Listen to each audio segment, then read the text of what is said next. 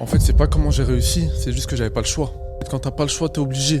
J'arrive face à la réalité de la vie, tu vois, et c'est là où je me dis où ma mère, en fait, elle a été hyper forte. Ma mère, elle a vraiment pas vécu une vie facile. C'est à l'époque, en Algérie, il y avait la guerre, ensuite elle est venue, tout reprendre à zéro, élever ses enfants. Même dans mon quartier, elle est connue pour être vraiment un exemple chez toutes les mamans, tu vois. C'est beau. Moi, à la base, je demandais 300-400 euros pour mieux vivre en Belgique. Derrière, j'ai vu l'occasion d'aller chercher beaucoup plus. Il me permettrait de redonner la monnaie de la pièce à ma mère, tu vois. Je suis passé par toutes les erreurs possibles dans le trading. J'ai perdu de l'argent, j'ai eu une mauvaise psychologie. La discipline, en fait, c'est tellement important. Aujourd'hui, un vrai trader rentable, c'est un gars qui fait 5% par mois. C'est déjà une dinguerie. Mais pendant 1 an, 2 ans, 3 ans, 4 ans, 5 ans, tu vois. Bonjour à tous l'équipe, j'espère que vous allez bien. On se retrouve pour un énième épisode. Aujourd'hui, on accueille un invité très spécial. De toute façon, tous les invités que j'accueille, si vous remarquez bien, ils sont super spéciaux. Mais celui-là encore plus. J'ai vraiment envie à chaque fois de vous donner des visions, on va dire, de cette industrie différente. Avec des profils différents, des parcours différents, des histoires différentes. Aujourd'hui, c'est une personne que je considère vraiment comme un ami. Ça veut dire que on prendra le temps réellement de vous faire un petit historique de notre histoire. Au départ, on s'entendait pas forcément bien, mais comme vous le savez, hein, quand on a le même type de cœur, c'est-à-dire un beau cœur bien pur, on arrive justement à mettre du coup de côté l'ego, les mauvais sentiments pour pouvoir être capable de se dire les choses telles qu'elles sont et de créer une belle relation. Et c'est ce qui a pu être fait justement avec cet invité. C'est une personne qui travaille énormément. Pourquoi est-ce que je vous dis ça? Tout simplement parce que, je l'ai vu charbonner avec plusieurs casquettes. Il vous l'expliquera, mais pour vous l'expliquer dans les grandes lignes, c'est que il est en études de médecine. En parallèle de ça, il a pu apprendre à trader. En parallèle de ça, il a bâti des grosses organisations. En parallèle de ça, il s'occupe un petit peu de tout son entourage, de sa famille. Et c'est une personne qui, je trouve, qui a énormément de valeur. Et de nos jours, c'est relativement rare. C'est pour ça que je tenais vraiment à vous faire ce podcast pour que ceux qui se trouvent des excuses, ouais, j'ai pas le temps, ouais, c'est trop compliqué, ouais, est-ce que ça va marcher, ou je sais pas quoi, puissent réellement avoir une histoire qui puisse les inspirer. Donc aujourd'hui, on accueille mon frérot, Farid. Ça va ou quoi? Ça va très bien, et toi, frérot? Ça va, j'ai pu assez bien te décrire. Non, merci pour l'introduction, c'était parfait. Moi, en tout cas, moi, ça me fait plaisir, hein, frérot, c'est bien. Ouais, de ouf. Ça fait un petit moment, on s'est pas vu en plus. De ouf. Moi, je suis pas là, donc ça me fait plaisir aussi de revenir sur Paris, te voir, passer un peu de temps ici dans la capitale. Donc, du coup, explique-nous un petit peu ton histoire. Tu vois, moi, je te connais déjà, mais pour ceux qui nous regardent, qui es-tu? Moi, pour faire bref, hein, moi, je m'appelle Farid. Là, j'ai 25 ans. J'ai grandi à Lyon. Je suis né à Lyon. J'ai grandi à Lyon. Je suis franco-algérien.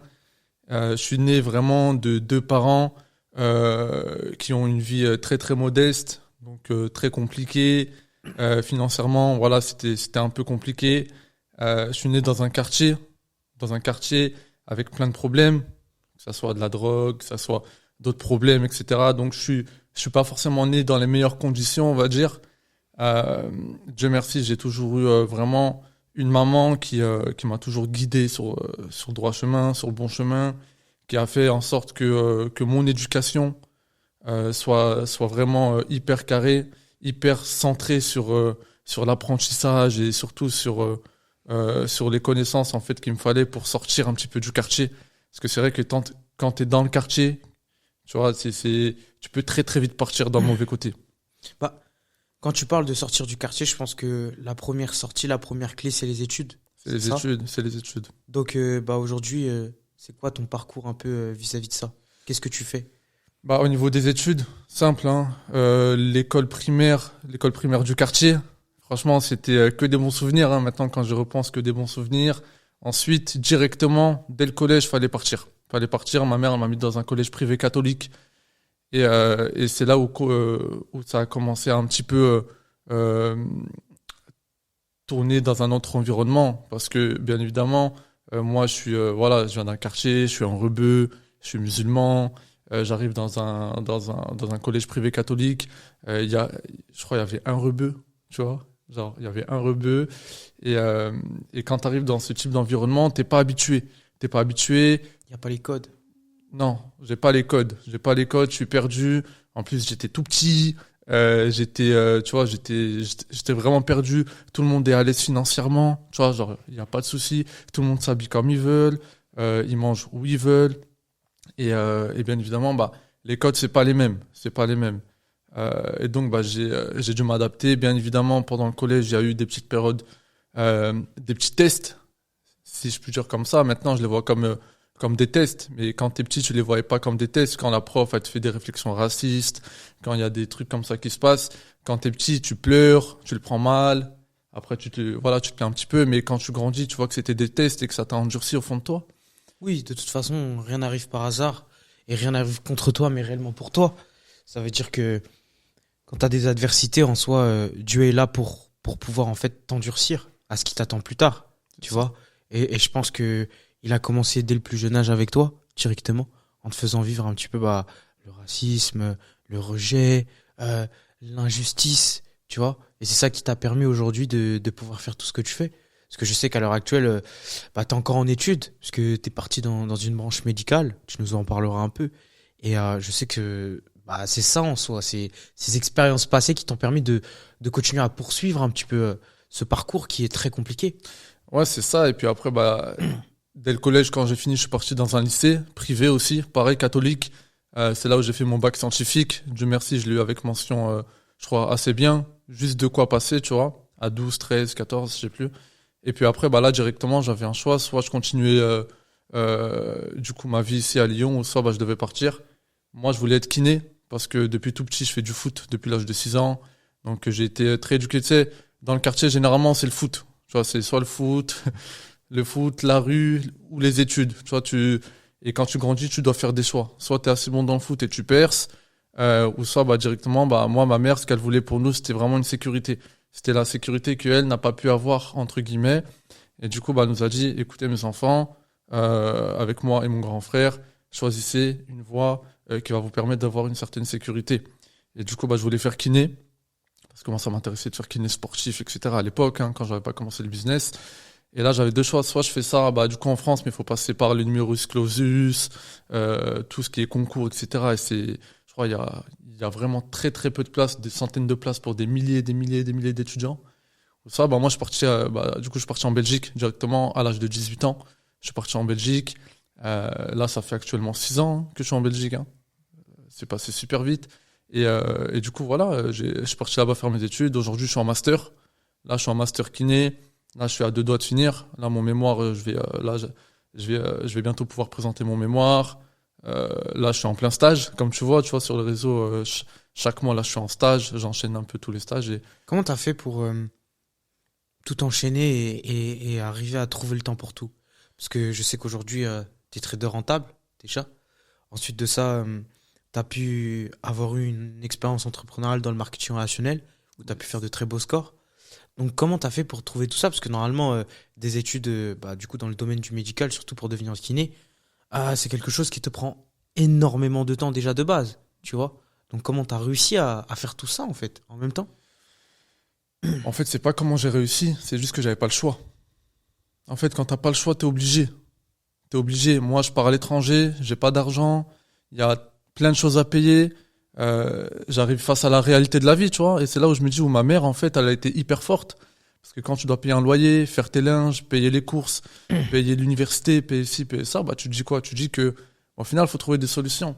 Et quand, à la fin du mois, t'as même pas de quoi te payer un tacos, et que pendant tout le mois, t'as mangé que du premier prix, c'est là, les yaourts ou les yaourts premier prix où il y a ça de liquide et il y a ça de, tu vois, il fallait trouver une solution, tu vois. Il fallait trouver une solution. Et quand Dieu m'a ramené la solution, je me suis dit quoi? Je me suis dit, il faut la prendre. C'est très beau ce que t'as dit. T'as dit, quand je t'ai posé la question, en fait, je t'ai laissé le choix, mais toi, tu m'as répondu en me disant, j'ai pas eu le choix. Et je pense que, en fait, quelqu'un qui traverse des grandes adversités et qui arrive à faire de grandes choses, c'est exactement cette notion-là, de ne pas se laisser le choix. Ça veut dire que quand tu mets du doute dans ton esprit et que derrière ça, tu te laisses le choix, c'est qu'en fait, tu te laisses la possibilité, l'opportunité d'abandonner. Sauf qu'au final, quand tu veux faire quelque chose, c'est ça et pas autrement. C'est soit tu fais la chose, soit tu la fais en fait. C'est réussir ou réussir. Il n'y a pas de choix A ou choix B ou je sais pas quoi. Et je pense que ça, c'est toute une mentalité que vraiment la majorité des gens n'ont pas forcément et n'ont pas forcément compris. Tu vois? Oui, certes, la vie ne se passe pas comme prévu. Elle est faite de problèmes, d'adversités. Elle est faite justement de nouvelles rencontres, de trahisons. Elle est faite de beaucoup de facteurs. Sauf que, en fait, le seul choix, c'est de continuer à mettre un pied devant l'autre et à avancer. Et au fur et à mesure des pas, petit à petit, qu'est-ce qui va se passer? Tu vas sortir de cette période compliquée. Tu vas te dire, mais en fait, cette période compliquée m'a appris tellement de choses. Mais c'est parce que tu t'es pas laissé le choix d'avancer que tu en es sorti. Et c'est c'est ce qui s'est passé pour toi. Parce que tu t'es rendu compte que t'es arrivé dans un endroit, tu connaissais personne. T'es dans un autre pays parce que t'étais en Belgique alors que de base t'es pas belge. Tu fais des études, des études très compliquées. Tu vois que tu galères, tu te dis bah vas-y, il faut pas que je me laisse le choix, il faut que je trouve un projet, tu vois. Et en cherchant, bah t'as trouvé.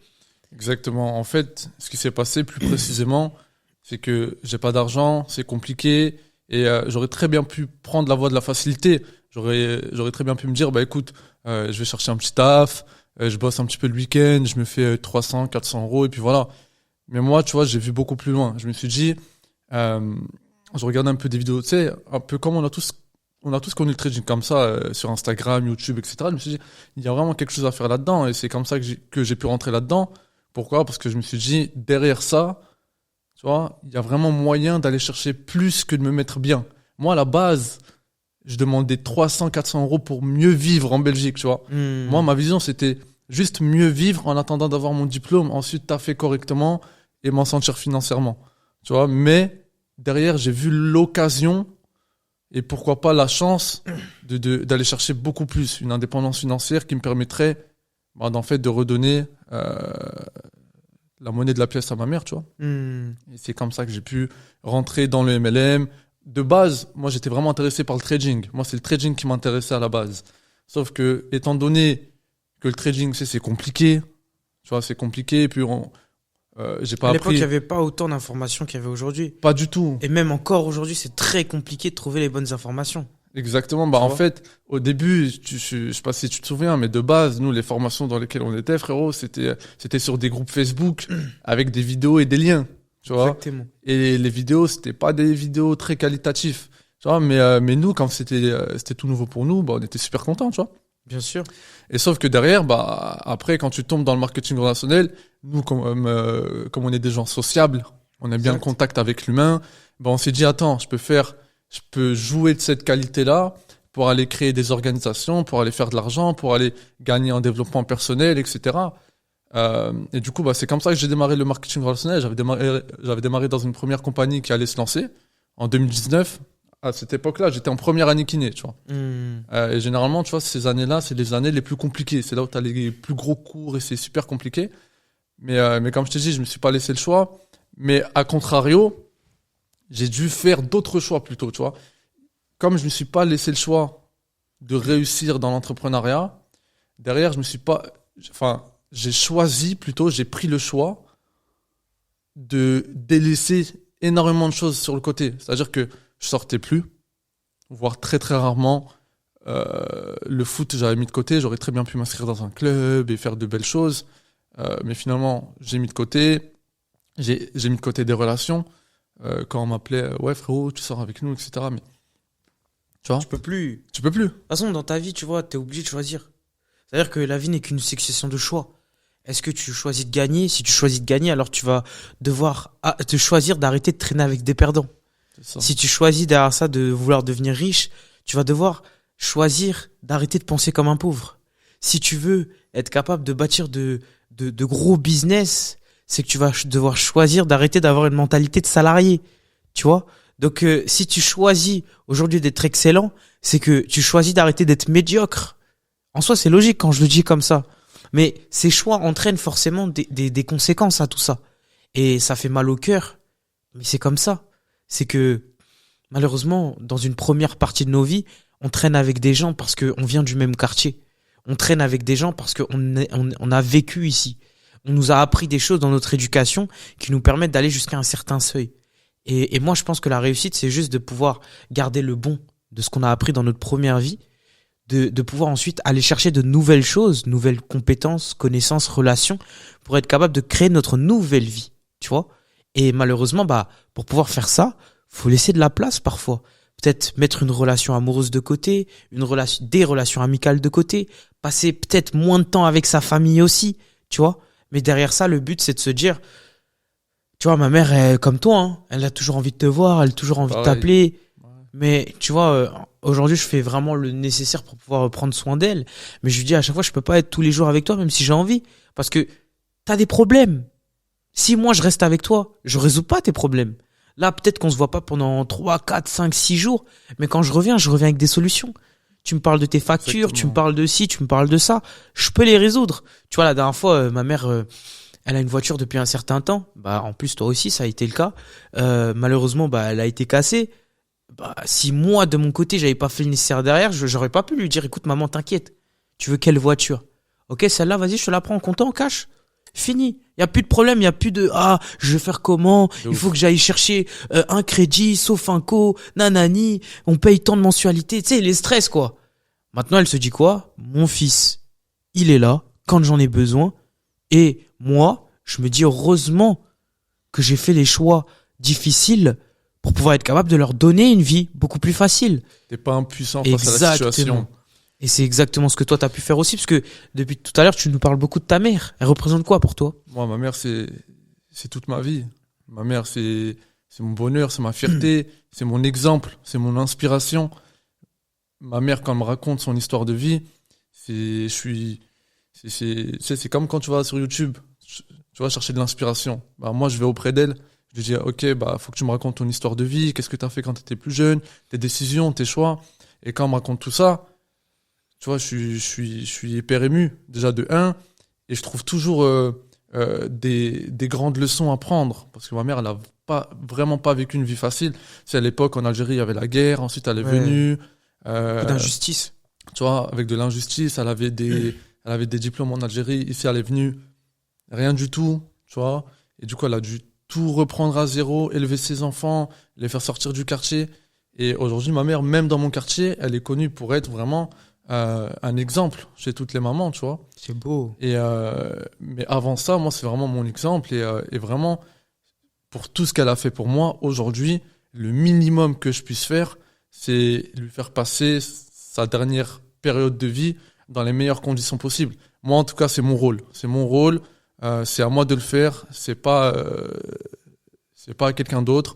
Et je vais le faire parce qu'il faut et Encore que une j'ai fois, pas t'as le pas le choix. choix. J'ai pas le choix parce que elle, est-ce qu'elle a eu le choix dans les moments compliqués de ma vie? Elle n'a pas eu le choix. Et elle a pris les décisions quand il le fallait et au moment où il le fallait, sans penser à autre chose, malgré qu'elle avait toute la pression du monde sur elle, tu vois. Donc même si moi, aujourd'hui, j'ai toute la pression du monde sur moi, ou quand j'ai de la pression, ou il y a des moments de bas, en fait, on peut que mettre un pas devant l'autre et continuer d'avancer parce que ma mère ne mérite pas, en tout cas, que je prenne une pause. Parce que si moi, je prends une pause, qu'est-ce qui se passe?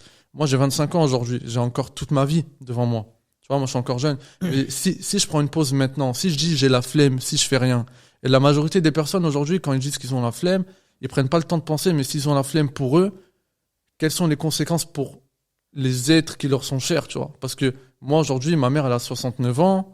J'ai une maman qui est assez âgée. Si moi, je prends le temps aujourd'hui, peut-être qu'elle sera pas là, tu vois? Et ça, ce serait ton plus gros regret en soi. Et ça sera ça oui, totalement, ça serait mon plus gros regret. Et moi, mon but, c'est vraiment de faire mon maximum aujourd'hui. De toute façon, tu l'as dit. C'est que, en tant qu'homme, tu vois, moi je parle des hommes, t'as pas le choix. Ça veut dire qu'en fait, la vie d'un homme n'est rythmée que de souffrance et d'adversité. Tu vois, une femme, elle se repose, même si, pour moi, la génération à l'heure actuelle, le discours que je peux tenir fait très, tu vois, genre, ça va soulever des foules, si je puis dire. Mais je pense que pour moi, le rôle d'un homme, c'est de pouvoir prendre soin des siens, tu vois. C'est-à-dire que ta femme, elle va pouvoir t'aider, mais c'est pas elle qui va tout faire en fait. C'est que elle est guidée par une personne, ta femme est guidée par son mari, tu vois. Et le mari se doit depuis la nuit des temps. Le rôle d'un homme, c'est de protéger les siens, c'est d'assumer les siens, c'est d'être un modèle auprès des siens, tu vois. Moi, je me dis que j'ai pas encore d'enfant, mais si demain j'ai un fils ou une fille, j'ai pas envie qu'il me regarde et qu'il me dise mon père, c'est un tocard. Il fait rien de sa vie. Il a rien bâti. Il a rien construit. Il m'inspire pas. Tu vois? C'est des choses qui, pour moi, me font tellement peur que je préfère, en fait, me la donner à fond et qu'ils aient pas la possibilité de se dire ça. Et même, imagine ta femme. Ta femme, elle est là, elle regarde, elle se dit, ouais, mon mari, bizarre, tout ça, non, non. C'est fou. C'est pas possible pour moi. Tu vois? Un homme se doit d'être fort, un homme se doit d'être intelligent, un homme se doit d'avoir les épaules solides, un homme se doit de savoir résoudre les solutions quand il y a des problèmes, un homme se doit de savoir maîtriser ses émotions, être patient. Et c'est toutes ces choses-là qui font que tu puisses dire que t'es un homme, tu vois. Et pour moi, être un homme, c'est pas une question d'âge. C'est une question de combien de responsabilités est-ce que tu es capable de mettre sur tes épaules, tu vois. Exactement, tu vois. Moi, je pense que sur ce sujet-là, moi, je pense, tu vois, que les hommes et les femmes, ils sont totalement complémentaires. C'est-à-dire qu'aujourd'hui, la femme, elle a des qualités que l'homme n'a pas. Et l'homme, aujourd'hui, a des qualités que la femme n'a pas. Aujourd'hui, l'homme, même, je parle plus biologiquement parlant, tu vois, l'homme a plus de force. L'homme a plus de capacité physique que la femme. Et à contrario, tu vois, la femme, tout ce qu'elle endure dans sa vie, voilà, je parle juste de la grossesse, etc., elle a une capacité à apprécier la douleur qui est beaucoup plus élevée que les hommes. Tu sais, nous, quand on a un petit rhume, frérot... tu veux dire. Ouais, à supporter la douleur. Apprécier, c'est un mot belge, ils aiment trop utiliser apprécier là-bas. Okay. Nous, quand on a un petit rhume, frérot, on est mort. Tu vois, on est mort. Quand on a mal à la tête, on est mort. Elle, tu vois, les femmes, moi, je me rappelle de ma mère, tu vois, encore une fois, elle était blessée, luxation d'épaule, je sais pas quoi, 40 problèmes, et pourtant, bah, elle était quand même là, et il fallait qu'elle fasse les choses parce qu'elle n'avait pas le choix. Parce qu'en fait, si elle les fait pas, il y a personne d'autre qui va le faire, tu vois. Donc, en fait, ils ont une force mentale, en fait. Une force mentale. La force mentale, tu vois, moi, je pense que ça fait tout. Hein. Et puis derrière aussi, il y avait la foi. Tu vois, ma mère, elle est très croyante, moi, je suis très croyant aussi. Et c'est vrai que quand tu avances dans ce sens-là, en fait, tu dis que tu vas juste...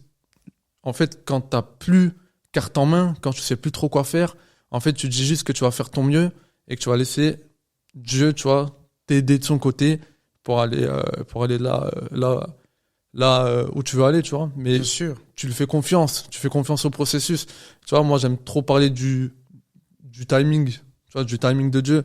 Nous, des fois, on est trop pressé. Surtout dans l'entrepreneuriat, tu vois, t'es là, t'es trop pressé, tu vas avoir des résultats trop pressés, tu veux avoir des résultats rapidement, tu veux que ça se passe comme toi tu veux. Et ben, au final, la majorité de ces gens-là, et comme moi, au début, moi, ça m'est beaucoup arrivé parce que je voulais changer ma vie rapidement. Tu vois, mais moi, je pensais pas que l'entrepreneuriat, là-bas, c'était un processus. C'était un processus dans lequel tu vas aller, tu vas faire face à une certaine transition. Tu sais, on parlait de transition tout à l'heure, mais moi, j'ai compris par la suite que cette transition-là, il fallait que je lâche des gens, que je rencontre d'autres personnes, que je lâche l'ancien moi pour créer le nouveau moi. Je suis tellement en accord avec ce que tu dis dans le sens où c'est comme l'histoire un peu du bambou. Ça veut dire que le bambou, il pousse pas pendant plusieurs années et quand il commence à pousser, c'est du 20 cm par jour.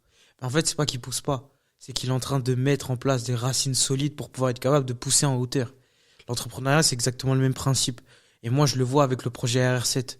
Le projet RR7, c'est le projet de ma vie. Et je le vois et je vois à quel point est-ce que je me la donne et tout ça. Et tu sais, tu te rends compte qu'à chaque fois qu'on nous a conseillé, on nous a dit, les gars, vous êtes tous les trois talentueux, intelligents, ça va le faire, il y a de l'engouement, il y a ci, il y a ça.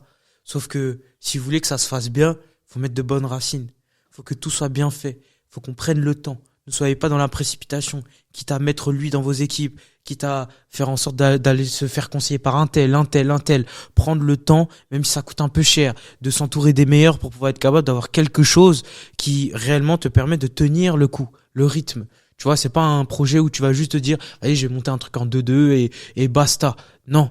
Et c'est réel, c'est de se dire qu'au final, une bonne relation comme un bon projet, ça part en fait de bonnes racines. Et souvent, nous, on prend pas le temps de mettre ces racines-là pour pouvoir être capable, du coup, de bâtir en hauteur. Parce que, en vrai, si tu bâtis pas correctement les fondations, demain, tu peux créer un gratte-ciel. Il suffit d'une petite tempête ou d'un peu de vent pour qu'au final, tout tombe. Tu vois? Donc, c'est pour ça que le socle même de ce que tu bâtis dans ta vie, ça doit d'être toujours bien fait. Et ça met le temps, même si tu vois pas les résultats. Tu vois? Donc c'est pour ça que oui, je tenais à rebondir sur ce que tu as dit, c'est très réel. Et toi aujourd'hui, bah quelle a été un peu du coup ton expérience du trading? Par quel type de galère est-ce que tu es passé? Tu nous as un peu partagé le fait que tu es passé par des marketeurs relationnels qui t'ont pas forcément donné les bonnes infos. Comment tu as fait du coup pour apprendre? Et ensuite on parlera un petit peu des leçons que tu as tirées là-dessus. Bah, déjà, pour apprendre, je suis passé par les vidéos YouTube, hein, comme tout le monde. Ok. Quand j'avais pas d'argent, il fallait que je trouve un moyen pour apprendre. Malheureusement, tu te rends compte très rapidement que tu es assez bridé en termes d'informations, que tu arrives à un certain moment où il te manque certaines informations, donc tu essaies d'aller chercher plus loin. Donc tu essaies de commencer à mettre un petit peu d'argent, quelques centaines d'euros dans des formations, etc. Et c'est là où j'ai commencé dans les marketing relationnels. J'ai appris des bonnes bases là-bas. C'est-à-dire que les bases, voilà, aujourd'hui les bases, tu les apprends un petit peu partout. Maintenant, le plus important, c'est quoi? C'est pas les bases en trading, tu vois, qu'on soit clair. Maintenant, les erreurs que j'ai pu faire, franchement, je pense que je les ai toutes faites, hein.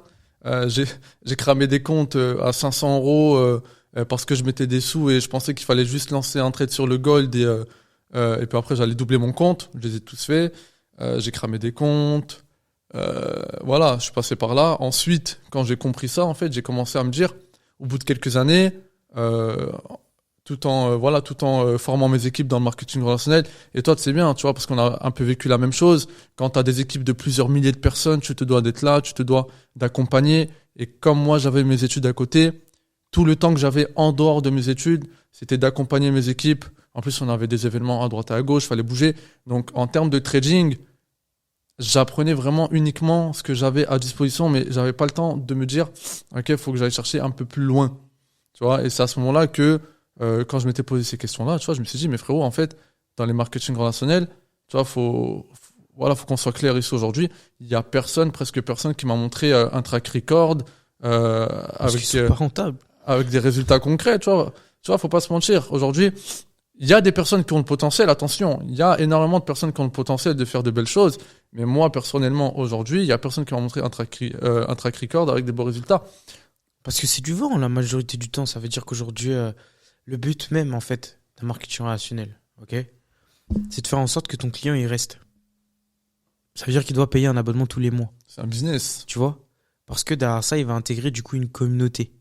Mais le business model fait que plus tu veux monter en position, plus tu te dois de faire en sorte de maintenir un réseau. Ok? Donc ça veut dire qu'en fait, si aujourd'hui tu rends une personne rentable, bah, qu'est-ce qui se passe? Elle va partir. Elle part. Donc juste à partir de là, il y a déjà un conflit d'intérêts. Tu vois? Totalement. Donc, qu'est-ce qu'il faut faire? La majorité des gens sont dans l'émotion. Si tu regardes bien, la majorité du temps, marketing, c'est du show-off, des calls avec beaucoup de motivation. Ça va être des événements avec beaucoup de motivation. Ça va être beaucoup de vision. Ça va être beaucoup de personnes qui vont te montrer, ouais, tu travailles, nanana et tout. Tu vas pouvoir avoir tel type de vie et tout, tout ça. Donc ça fait que ça te maintient dans une vision de te dire, demain, ça va être mieux. Mais je dis pas que c'est mauvais, parce qu'au final, c'est ce qui nous fait avancer, c'est ce qui nous a fait avancer. Mais je pense qu'aujourd'hui, quand tu deviens un trader, tu te dois en fait d'avoir plus cette partie, tu sais, la partie reptilienne de ton cerveau, la partie beaucoup plus logique, où tu te dois de la mettre en place en disant, ok, si je veux pouvoir réussir en trading, il me faut un environnement stable. Donc toutes les choses qui me font bouger mes émotions, des personnes toxiques, une relation toxique, si je suis pas dans un endroit calme, il faut que j'enlève. Il faut que quand j'apprenne le trading, je me mette vraiment dans une bulle de calme. Première des choses. Ensuite, les informations.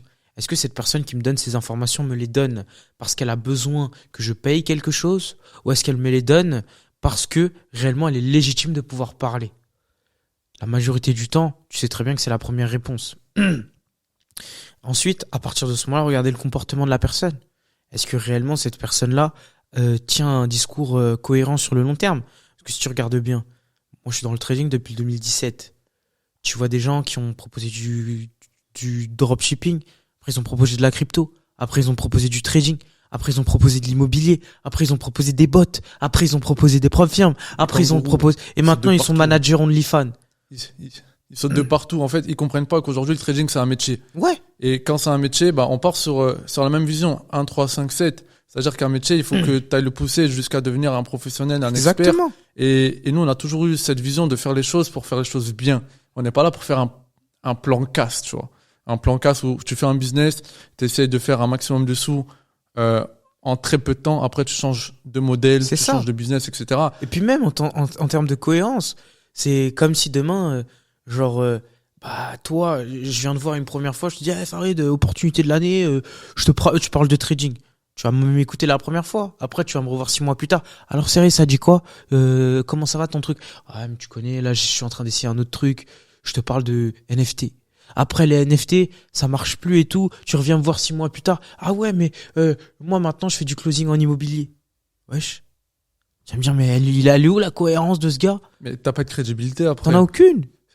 Ça n'a pas de sens. En fait, tu vois, dans l'entrepreneuriat, la chose la plus importante et la chose que t'as bâtie et que j'ai bâti aujourd'hui qui font notre certaine forme de succès aujourd'hui, c'est quoi? C'est l'image qu'on a eue, c'est l'image qu'on a pu créer. Aujourd'hui, j'ai une communauté, tu vois, sur Instagram par exemple, que j'ai depuis 4-5 ans et ils voient que depuis le début, je suis dans le trading. Depuis le début. T'as pas arrêté tes études. Et j'ai pas arrêté mes études. T'as toujours été en même cohérent. temps, j'ai toujours été cohérent dans mes paroles, dans mes actes et j'ai toujours donné le meilleur de moi-même.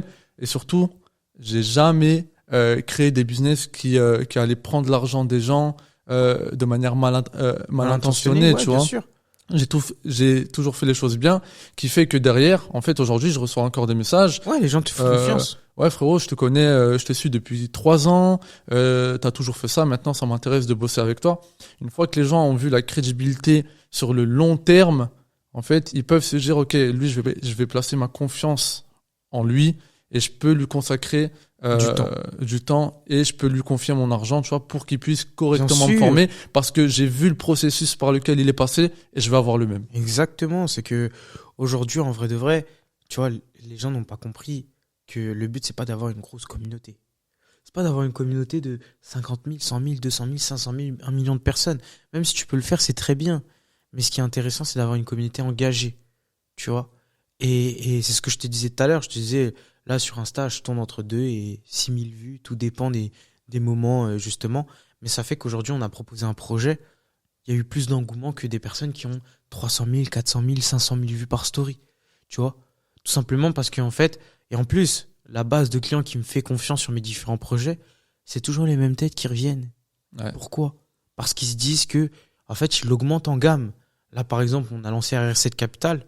Frérot, on a fait des centaines de milliers en quelques temps. En même pas 2 mois.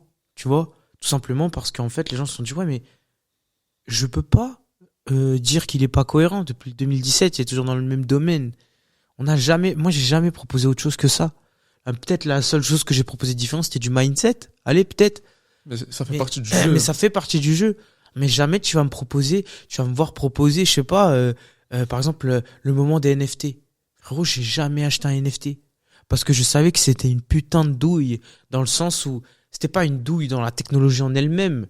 Mais vu comment c'était mis en avant, proposé, c'était trop beau pour être vrai. C'est de la hype. Exactement. Et les gens sautent de hype en hype. Et ensuite, ils se disent, mais comment ça se fait que je suis toujours aussi nul? C'est parce que c'est comme si demain tu fais du foot, après tu fais du basket, après tu fais du baseball, après tu fais du judo, après tu fais de l'aïkido, tu fais 1 an de chaque. C'est pas possible. T'as fait 50 sports, mais t'as été juste nul au dans début. Les 5. Exactement. Même pas nul en soi, c'est le processus. T'as commencé quelque chose. Alors que là, vu que on est dans le domaine depuis un certain temps, mais aujourd'hui, tu vois, il y a beaucoup de gens dans le trading qui vont dire, ah, mais le trading c'est un peu polémique, tout ça et tout. Je dis, poto, ça fait depuis le 2017 que je suis là. Je sais que il faut pas faire ça. Je sais que la majorité des sites c'est ça. Je sais le business model des brokers. Je sais derrière ça quelqu'un qui trade et qui sait trader ou qui sait pas trader. Je sais sur quoi lui poser les questions pour que je vois s'il est cohérent ou non. Je sais aussi sa communication. S'il vend du rêve, je sais pas quoi, nanana, c'est qu'il a besoin. Tu vois? Frérot, on pourrait vendre beaucoup plus de rêves que la majorité des gens sur Insta aujourd'hui. Aujourd'hui, je reste à Paname. Quand je voyage tranquille. Pourtant, on pourrait sortir les business, les ci, les ça. Mais ça n'a pas de sens parce que c'est donner une image totalement incohérente du processus. Tu vois? Totalement. Moi, je préfère aujourd'hui me dire qu'on a fait, beaucoup d'argent, mais que cet argent-là, on le réinvestit intelligemment, tu vois, dans des biens immo, dans d'autres types de projets. On a parlé ensemble de certains projets qu'on pourrait élaborer sur le long terme aussi. Tu vois? Des trucs en se disant, là, on est encore relativement jeune, mais à 35, 40 ans, ça y est, frère. Tu vois, c'est déjà fait. J'ai plus besoin de travailler jusqu'à la fin de mon existence. Et si je le fais, c'est parce que, ça me fait plaisir de bâtir des trucs. Et je peux commencer à m'occuper des miens. Correctement. Grandir avec ses enfants. Tu vois? Les éduquer, c'est ça le but. C'est pas, moi, ça m'intéresse pas de me dire, vas-y, je pars en voyage pendant 2 semaines parce que j'ai des voyages d'affaires. Je vois mon fils pendant une après-midi et je repars 2 semaines, tu vois. Bah oui. Et je soulève un point, tu vois, que tu as parlé là maintenant. C'est vraiment cette notion d'argent. Toi comme moi, on est vraiment accroché à faire de l'argent, mais faire de l'argent propre. Ouais. C'est-à-dire qu'aujourd'hui, moi, je prends mon cas. Si je voulais faire de l'argent sale, j'aurais pu le faire autrement. Combien de Et fois on de nous a bien proposé des manières. Et de bien des manières. Maintenant, nos principes, notre éducation font qu'aujourd'hui, on veut faire de l'argent, on veut avoir un certain succès, mais on veut le faire proprement. Ah oui, parce tu que donnes à ta mère l'argent. Comment tu peux emmener ta mère en voyage en te disant cet argent-là, c'est de l'argent que j'ai Scam. volé à d'autres personnes. C'est pas Exactement. possible. Consciemment parlant, tu ne peux pas. Imagine, tu dors le soir, tu te dis, ok, là, j'ai arnaqué 3 personnes. Et grâce à ça, tu vois, c'est pas possible. Mais t'en as qui le font aujourd'hui. T'en as qui Mais le de font toute aujourd'hui. façon, ces gens-là qui le font, tu vois qu'ils l'ont fait pourquoi? Parce qu'ils voient qu'en fait, tu vois que l'argent leur brûle les doigts. Quelqu'un qui fait de l'argent facile et simplement, il va le dépenser Ça facilement. part tout aussi rapidement. Exactement. Quelqu'un qui fait de l'argent dans la difficulté, tu vois, il sent ce que c'est le dur labeur de créer de l'argent. Même quand tu es entrepreneur et que tu fais beaucoup d'argent, tu sais ce que Totalement. tu as fait pour pouvoir être capable d'arriver à là. Tu as bâti des relations, tu as créé un business, tu l'as mis en place, tu as travaillé, tu as trouvé des clients, tu t'es bâti une réputation, tu as tout fait pour pouvoir être capable de le générer. Maintenant, tu vas le dépenser en réfléchissant. Peut-être au départ, tu vas un peu flamber. À un moment, tu vas dire, bon, tranquille aussi, il faut continuer à en faire parce qu'on sait que quelqu'un qui a juste scammé, il prend, il part, il lâche, il prend, il lâche, il prend, il lâche parce que c'est facile Totalement, en fait, Totalement. tu vois. Et c'est aussi ce type de comportement qu'on voit. Et tu vois, encore une fois, ma mère, ça, elle me l'a dit depuis mon tout jeune âge, tu vois, elle m'a dit, l'argent, quand tu le fais rapidement, il va partir tout aussi rapidement. Et l'argent, quand il prend le temps de venir, il va prendre le temps aussi de partir. Et elle m'a toujours dit aussi d'accorder de l'importance au moindre centime qui rentre dans ta poche.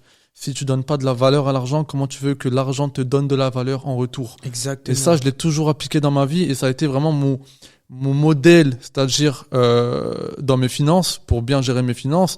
Aujourd'hui, tu vois, toi comme moi, tu vois, là, ici, on pourrait avoir un lifestyle tellement exorbitant, sauf que on le fait pas. Pourquoi? Parce qu'on a la valeur, on a la valeur de l'argent, et on a la valeur aussi du futur. On a des projets et on prend le temps de bâtir ici les fondations, comme tu parlais tout à l'heure, pour que plus tard on puisse profiter sans se dire, mais si je profite, si je dépense, après il y a plus rien. Aujourd'hui, moi, je suis à Liège, tu vois, je vis dans un appart étudiant, je fais mes courses, je vis pour 500-600 euros par mois. Tu vois, C'est une dinguerie. 500-600 euros par mois. Et même quand je faisais à l'époque, tu sais, genre de toutes les compagnies MLM, je faisais des 15K par mois, 20K par mois. J'ai jamais élevé mon niveau de vie. Je me suis fait quelques plaisirs, bien évidemment. Bien sûr. Mais Parce que t'as au poignet. ouais, ça m'a fait plaisir, tu vois. En parlant c'est de ma une première réalisation. Rolex, tu vois. Ma première Rolex, c'était, enfin, j'en ai qu'une, mais c'était vraiment Un accomplissement. un accomplissement. C'est-à-dire que ça faisait 1 an que j'avais tout sacrifié, j'avais travaillé comme un acharné, j'avais tout mis de côté. Et je me suis dit, écoute, Farid, une fois que tu auras 10 fois le prix de la Rolex sur ton compte en banque, là, tu pourras l'acheter. Et je voulais aussi en avoir une à 21 ans, tu vois. Genre, avoir sa première Rolex à 20 ans, à 21 ans, tu vois. Genre, je me suis dit que C'est ça allait être insolent. un exemple plus tard pour mes enfants. Aujourd'hui, tu vois, cette Rolex, je la vois pas comme une montre ou quoi que ce soit, Non, comme un trophée. ou genre comme un flex, tu vois. Moi, je suis pas quelqu'un qui flex à la base. Moi, je le vois comme une montre qui est remplie d'histoire.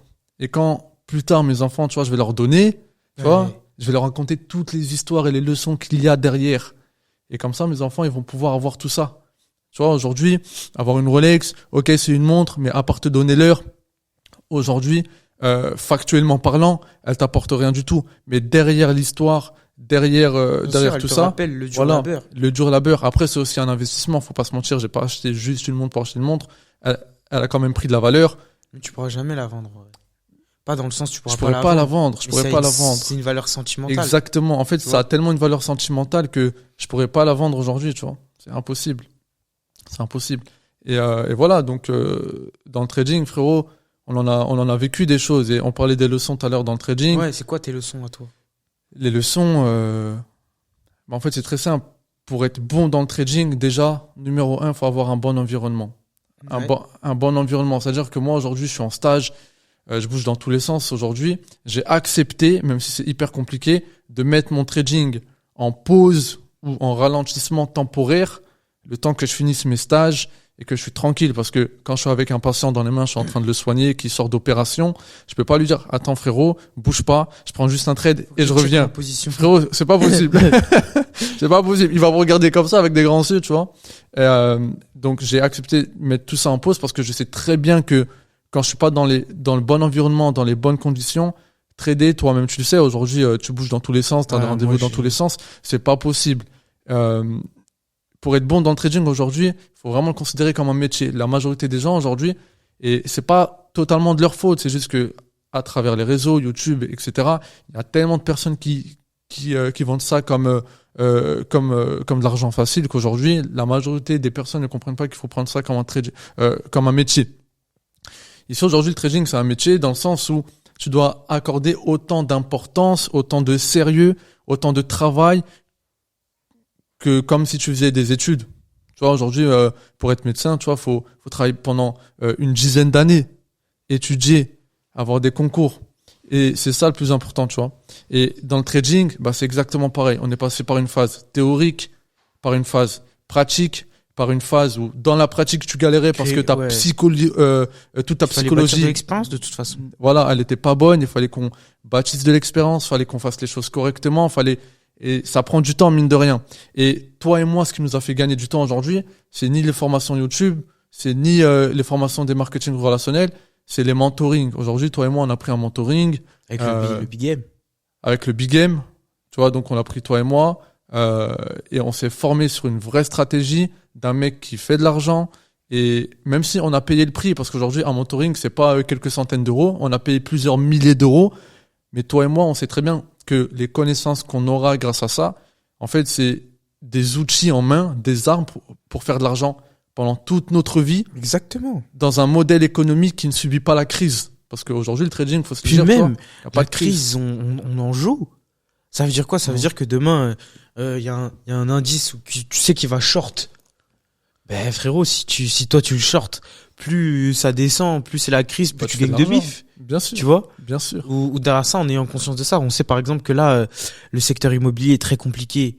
Et ensuite, on sait aussi que dans les prochains mois, les prochaines années, même très très proches, il va y avoir des problématiques vis-à-vis justement des plus grosses sociétés au monde, les GAFAM.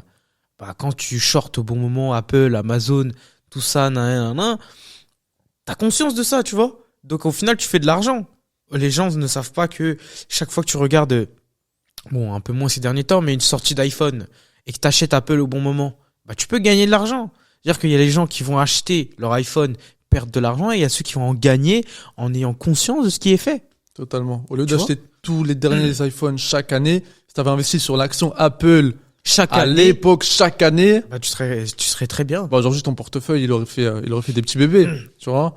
Et là, t'aurais pu acheter plein d'iPhones sans que ça te fasse mal. Exactement. En fait, c'est toujours cette mentalité, cette réflexion long terme. Et dans le trading, c'est exactement ça qu'il faut avoir. Moi, j'ai appris avec mes erreurs. Comme je t'ai dit tout à l'heure, je suis passé par toutes les erreurs possibles dans le trading.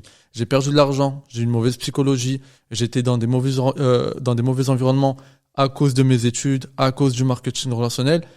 Et une fois que dans le marketing relationnel, on a pris ce qu'on avait à apprendre, aujourd'hui, le marketing relationnel, moi, tu vois, ça a été une très très bonne expérience pour moi parce que ça m'a fait grandir personnellement, faire des scènes devant des milliers de personnes, bouger, faire des contacts, gagner de l'argent, comprendre aussi ton caractère, donc apprendre à te connaître.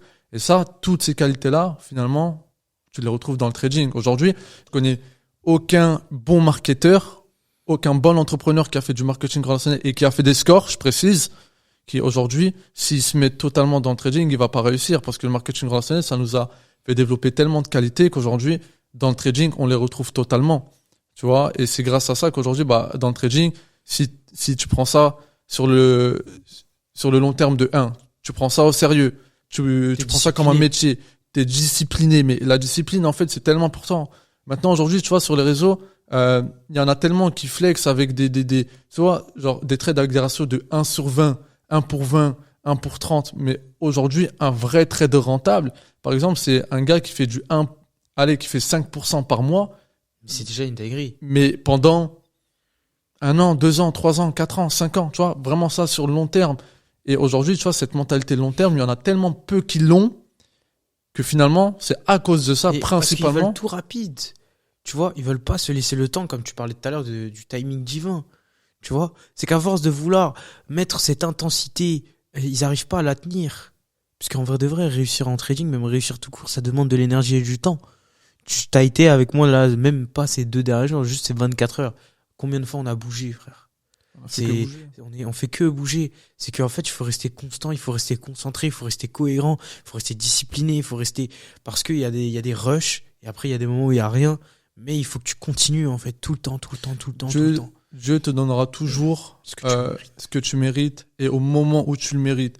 En fait, toi comme moi, tu vois, on a été pressé à un certain moment. Qu'est-ce qui s'est passé? Ça n'a pas fonctionné. Mais quand tu laisses le temps, tu vois, et quand tu prouves que Dieu peut te donner une telle quantité de charge sur tes épaules et que tu seras capable de la supporter, à ce moment-là, tu pourras l'avoir.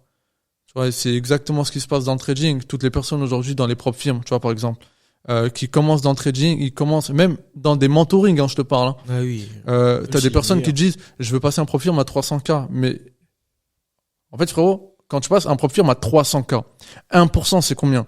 C'est 3K. C'est 3K. 3K, t'es en PLS. T'as jamais touché 3K par mois dans ta vie. C'est-à-dire qu'aujourd'hui, tu peux pas toucher cette somme d'argent directement. C'est une question de standard. Toi et moi, voilà, aujourd'hui, on a commencé dans des standards bas. Tu vois, quand moi, je gagnais 1000 euros par mois, 2000, 3000, etc., bah, je vivais avec mes moyens. Et petit à petit, quand on a travaillé plus pour gagner plus, quand on a commencé à toucher plus d'argent, dépenser plus d'argent, toi comme moi aujourd'hui, faire 5K en un trade en trading, ça nous paraît pas exorbitant. Alors que pour une personne débutante aujourd'hui, c'est une dinguerie. Et pour moi aussi, ça l'était au début, tu vois. PLS. Donc c'est une question de processus, c'est une question de temps. Tu vois, donc ces personnes-là, elles veulent avoir des gros résultats, comme elles voient sur les réseaux, hyper rapidement. Alors que en faisant ça, elles vont précipiter le processus et elles vont exactement faire l'inverse. Donc elles vont se ramasser totalement. Donc dans le trading, tu vois, c'est super important de pas se comparer. Tu vois, Bien sûr, même dans la vie en général. Hein. Même dans la vie en général, tu vois, comme tu l'as dit. Combien de personnes tu connais, en plus dans le marketing ou même dans la vie entrepreneuriale, ont fait le million à 22 ans et l'ont perdu à 24. Totalement. Combien de personnes aujourd'hui, en fait c'est ça que les gens ne savent pas, c'est que sur les réseaux, tout le monde est beau, tout le monde a réussi, mais combien de temps tu vas réussir?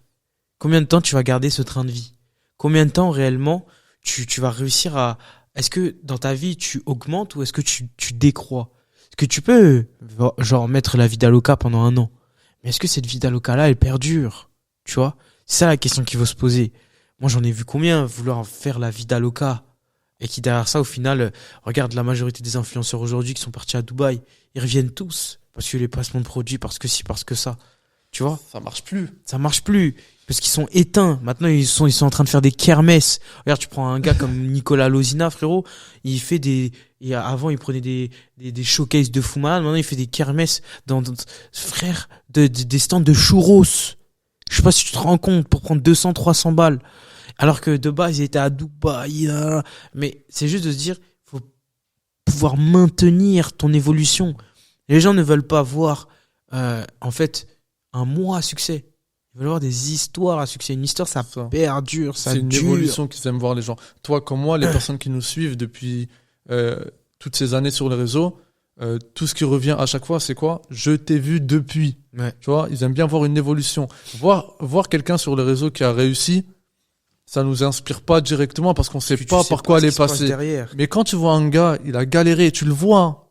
Genre, pendant que toi, t'es chez toi en train de jouer à la play, tu vois sur les réseaux que cette personne-là, elle fait ça, elle fait des études, elle galère, elle se lève, là elle est en événement, là elle est en stage par exemple, tu vois, je prends mon cas, là elle fait ça, là elle fait ça. Donc en fait, tu vois une évolution et tu te dis que le gars, en fait, sur toutes ces années, tu l'as vu évoluer. Il est passé de ça à ça.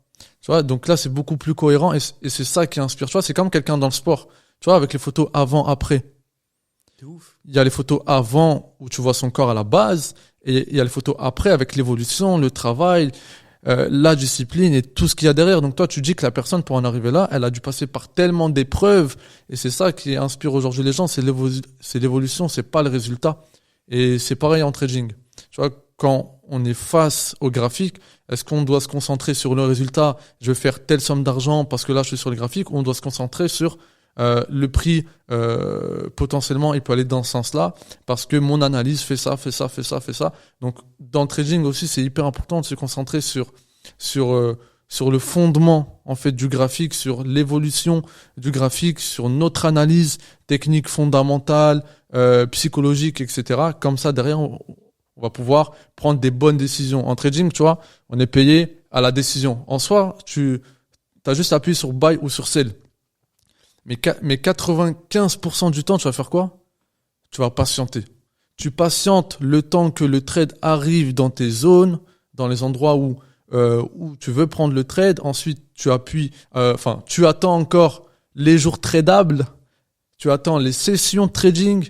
Tu attends l'heure adéquate. Tu attends les confirmations pour entrer en position. Tu passes ta vie à attendre. Tu passes ta vie à attendre. Et quand tu appuies sur buy ou sur sell pendant un quart de seconde, après tu dois attendre que le prix aille dans ta direction. Exactement. Et pendant ce temps-là, tu dois juste fermer ton truc et suivre ton plan. Exactement. Ne pas regarder ton téléphone toutes les 5 minutes en disant bon, c'est monté, bon, ça descend. Et ça, tu vois, cette erreur-là, frérot, moi aussi je l'ai faite et je pense que aujourd'hui chaque trader rentable, tu vois, l'a fait. C'est-à-dire que tu lances un trade et tu penses qu'en le regardant, ça va aider le prix à aller dans ton sens. Tu vois, alors que pas du tout. Tu vois, genre, tu regardes comme ça, quand c'est dans le rouge, tu commences à transpirer, quand c'est dans le bleu, là, t'es euphorique.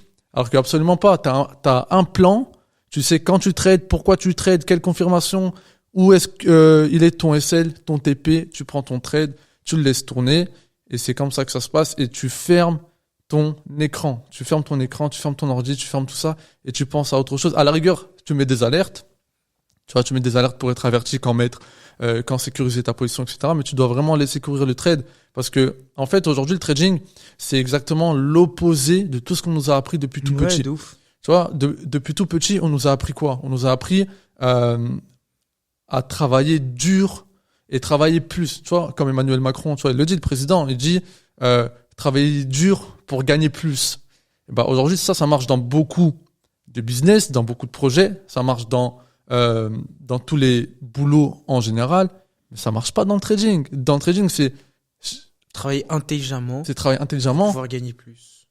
Pour pouvoir gagner plus. Et je sais pas si tu as remarqué, mais moins tu passes de temps sur les graphiques et plus tu fais d'argent. Ouais, parce que le travail, tu l'as fait en amont. Le travail de backtesting, le travail de réflexion, le travail de révision. Tu vois, c'est tous ces travaux-là qui te permettent ensuite de savoir prendre la bonne décision.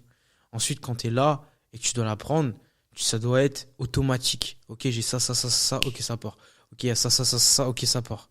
Tu vois, c'est ça en fait qu'il faut se dire dans son esprit. C'est exactement ça. C'est comme là, il y a pas longtemps, là, il y a mes élèves que je mentor, ils m'ont dit, mais frérot, comment tu fais pour passer aussi peu de temps sur les graphiques en semaine? Ben, je leur dis, parce que le week-end, je fais mes analyses, je prépare en amont les graphiques pour la semaine qui arrive, et en semaine, en fait, j'ai des alertes qui sont posées aux endroits où j'attends le prix. Et quand ça arrive, t'as mon alerte qui sonne, je peux être à l'hôpital, en stage ou quoi que ce soit, il y a mon Apple Watch qui sonne, je regarde, j'ouvre mon téléphone, je vois qu'il est pile poil au bon endroit, j'attends juste mes dernières confirmations, et tout ce que j'ai à faire pendant toute la semaine, c'est attendre les dernières confirmations d'entrée en position, je rentre en position, après je ferme mon écran, et je laisse le trade faire sa vie. Que ça SL ou que ça TP, je m'en fous, le plus important c'est que j'ai respecté mon plan, mon money management, que si je perds un trade, par exemple, je perds un certain pourcentage, mais si je gagne, je sais que les ratios, ils sont de 1 pour 3 minimum, tu vois, donc c'est-à-dire que derrière, quand tu gagnes, t'as rentabilisé x3 ta perte. Tu vois? C'est une dinguerie. C'est le risk-reward, en fait, tout simplement. C'est le risk-reward, et toi, c'est pour ça aujourd'hui que tu vois que dans RR7, risk-reward 7, tu vois, c'est pour ça que tu l'as appelé comme ça. Tu vois, c'est pour ça que tu l'as appelé comme ça, frérot. C'est parce qu'aujourd'hui, le risk-reward, c'est une des choses les plus importantes en trading. Ouais, de ouf. Tu vois? On va bientôt arriver à la fin. Tu vois? Si tu devais donner un seul conseil à un de tes enfants, ce serait lequel? C'est une question dure. C'est une question profonde, en fait. Ouais. Et en fait, t'as envie de donner plein de conseils. Tu vois, t'as envie de dire, ouais, faut que tu sois discipliné, faut que tu donnes ton maximum, mais je pense que le conseil qui englobe un petit peu tout ça, c'est tu dois faire confiance à Dieu tu dois te faire confiance à toi. Et tu dois vraiment te donner au maximum. Et peu importe les adversités, peu importe ce qui se passe dans ta vie actuellement, que ça soit dur, que ça soit compliqué, que tu as un coup de bas, que tu as un coup au moral, ou que tu es aussi dans une période où tout se passe bien pour toi, tu dois vraiment garder la tête sur les épaules. Tu dois vraiment rester froid par rapport à la situation. Et tu dois toujours faire confiance au timing divin. Tu vois, comme tu disais, au God's timing. Et tu as juste à te donner au maximum et tout arrivera pour toi. Dieu te donnera vraiment ce que tu mérites quand tu le mérites et tu as juste à faire confiance à cette parole-là. Et je pense que quand tu vas travailler, quand tu vas avancer, tu vas vraiment ressentir de l'aide au fur et à mesure du temps. Et tu as juste à faire confiance à ce processus-là et tout va bien se passer. Moi, j'aurais approfondi en disant continue d'avancer. Continue d'avancer. Quoi qu'il se passe, continue d'avancer. Continue de progresser, continue de pousser, continue à y croire, continue de rêver, continue de t'entourer correctement, continue à te tromper, continue même si tu souffres, continue même si tu as envie de dormir, continue même si c'est dur, continue même si tu pleures, continue même si, tu vois, c'est de continuer en fait. Parce que les gens aujourd'hui voient sur les réseaux les bons moments, les moments de succès, mais ils voient pas quand on était en train de pleurer, quand c'était dur, quand on était fatigué, quand on faisait des nuits blanches. Donc même si aujourd'hui c'est compliqué, tu dois vraiment croire au processus, Exactement. travailler, ne lâche pas, plus 1% tous les jours. Essaye de vraiment d'avancer, même ne serait-ce qu'un tout petit peu, faire un pas en avant. Si c'est par exemple pour une personne qui n'est pas du tout là-dedans, juste regarde une vidéo aujourd'hui qui va t'apprendre quelque chose. Et je pense que ce processus-là de 1 pas par jour, plus 1% par jour, on est tous passés par là aujourd'hui. Et c'est grâce à ça qu'on en est là. Exactement. En tout cas, cette heure est passée super vite. Très vite. Hein. Est-ce que tu as l'impression que ça fait 1 heure ? Non, même pas. Franchement, j'ai j'ai même l'impression pas que ça fait 10 l'impression. minutes. Non, j'ai pas l'impression parce qu'on parle vraiment de thèmes Et importants encore. qui nous passionnent. Et on a tellement effleuré le sujet. C'est ça le plus On a frustrant. effleuré, hein. Franchement, on pourrait parler pendant des heures et des heures, mais Exactement. je pense qu'on a dit le plus important en tout cas. Ouais. Écoute Farid, merci à toi d'être venu. Parce que je merci sais que à toi tu pour venais l'invitation, frérot. de Ça loin, fait plaisir. tu vois. J'espère que vous avez pu apprécier un petit peu cette petite discussion. Je mettrai directement ces réseaux sociaux dans la barre de recherche, enfin dans la description, pardon. Et n'hésitez pas du coup à lâcher un commentaire, de savoir comment vous avez ressenti un petit peu cette discussion. Il n'y a pas de bons comme de mauvais commentaires, il y a juste des commentaires. On prendra le temps d'y répondre. Ensuite de ça, de très très belles choses sont en train d'arriver, comme vous avez pu le voir un petit peu avec le projet. Merci énormément de l'engouement, parce qu'il a totalement dépassé nos espérances encore une fois. On a eu beaucoup plus d'engouement qu'on ne le pensait, et c'est que le début. Sachez que les prochains lancements, dans le sens où aujourd'hui le club est fermé, le RR7 est fermé pendant un certain nombre de mois, mais le jour où il réouvrira, vous le saurez, parce que vous allez comprendre un petit peu la puissance de tout ce qui est bâti, de tout ce qui a été bâti et de tout ce qui sera amélioré. En tout cas, moi, ça m'a fait extrêmement plaisir de partager ce podcast avec toi. Et n'hésitez pas à lâcher un like, un commentaire, partager cette vidéo, de nous dire aussi les moments les plus marquants. Et Farid, du coup, je te souhaite le meilleur. Plaisir partagé, Et frérot. au plaisir de te revenir. Plaisir partagé, frérot. Moi aussi, j'ai hâte de revenir. Et en tout cas, voilà, pour la suite, on sait très bien ce qu'on a à faire. Exactement. Et moi, en tout cas, voilà, frérot, gratitude pour ton invitation. Gratitude aussi de faire partie de ma vie. C'est vrai que tu as toujours été là pour moi. Tu m'as toujours conseillé aussi. Et c'est vrai qu'on parlait brièvement d'entourage. S'entourer des personnes qui nous apportent un plus aujourd'hui, c'est super important. Et savoir d'eux qui s'entourer aussi, c'est important. N'oubliez pas de risque, pas d'histoire à raconter. No risk, no reward. No pas story. de risque, pas de récompense. Aussi simple que ça. Ciao.